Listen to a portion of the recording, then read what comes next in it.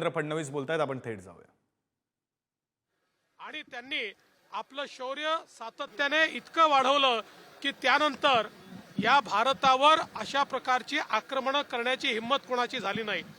आणि म्हणून या शौर्यभूमीला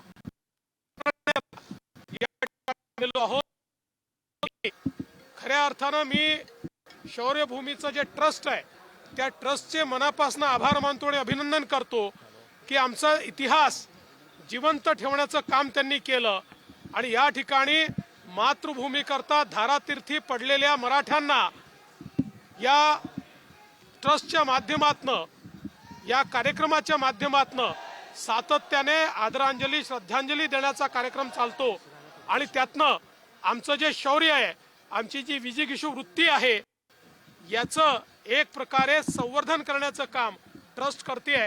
आणि म्हणून मी ट्रस्टचं मनापासून अभिनंदन करतो। महाराष्ट्र सरकारनं भवन मारण्याचा निर्णय घेतलेला आहे। आज तुम्ही पानिपतमध्ये आलेला आहात, राज्य सरकारकडून काही घोषणा? निश्चितपणे आत्ताच ट्रस्टशी माझी चर्चा झालेली आहे। काही त्यांनी गोष्टी बाबी लक्षात आणून दिलेल्या आहेत, त्यामुळे निश्चितपणे या संदर्भात इथला परिसर असेल, इथलं स्मारक असेल, याला अधिक चांगलं करण्याकरता ज्या ज्या गोष्टी करण्याची आवश्यकता पडेल, महाराष्ट्र सरकार पुढाकार घेऊन त्या सगळ्या गोष्टी करेल।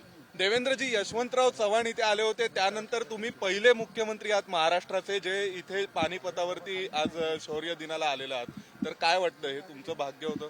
या मंगल भूमीला वंदन करण्याकरता येण्याची संधी मला मिळणं हे माझं सौभाग्य असं मी समजतो।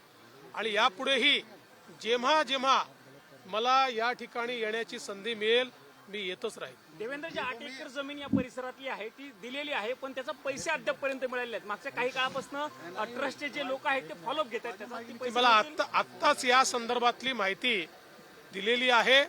निश्चितपणे त्या संदर्भातला निर्णय राज्य सरकार त्वरित करेल। देवेंद्रजी, महाराष्ट्रामध्ये आज जातीपातीचं राजकारण दिसतं। पानिपतची लढाई अशी आहे की जिथे महाराष्ट्रातल्या सगळ्या जाती एकत्रितपणे लढल्या होत्या देशासाठी।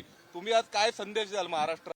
खरं म्हणजे छत्रपती शिवरायांनी ज्या हिंदवी स्वराज्याची स्थापना केली, त्या हिंदवी स्वराज्यामध्ये 18 पगड जातीचे लोक हे एकत्रितपणे मावळे म्हणून त्या ठिकाणी लढले आणि खऱ्या अर्थानं ते स्वराज्य विस्तारित करण्याचं काम त्यांनी केलं। छत्रपतींनी सामान्य माणसाच्या मध्ये पौरुष जागृत केलं आणि त्याला असामान्य बनवलं। आणि मला असं वाटतं की जोपर्यंत आम्हाला हे लक्षात राहील की आम्ही एकत्रित आहोत तरच सुरक्षित आहोत, आम्ही एकत्रित आहोत तरच प्रगती आहे, तोपर्यंत आमची प्रगती होत राहील। पण आम्ही पुन्हा जातीपातीच्या छोट्या छोट्या गोष्टींमध्ये त्या ठिकाणी विभाजित झालो तर कदाचित आम्हाला तशा प्रकारची प्रगती करता येणार नाही। आणि म्हणून जसं छत्रपती शिवाजी महाराजांनी भगव्या झेंड्याखाली आम्हाला सर्वांना एकत्रित आणलं, तसंच आज भगव्या झेंड्याखाली आणि भारताच्या तिरंगा झेंड्याखाली आम्हाला सगळ्यांना एकत्रित येणं ही काळाची गरज आहे।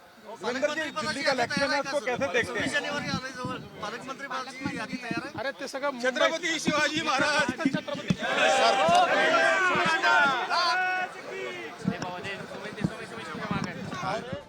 मुख्यमंत्री देवेंद्र फडणवीस हे पानिपतमधून बोलत होते। त्यांनी महाराष्ट्रासाठी संदेश दिलेला आहे की आपण जातीपातीत न लढता एकत्र राहिलो तर आपली प्रगती होत राहील, तरच आपण सेफ राहू, अशा प्रकारचा संदेश मुख्यमंत्री देवेंद्र फडणवीस यांनी पानिपतमधून बोलताना पानिपतच्या युद्धाचा उल्लेख करून दिलेला आहे।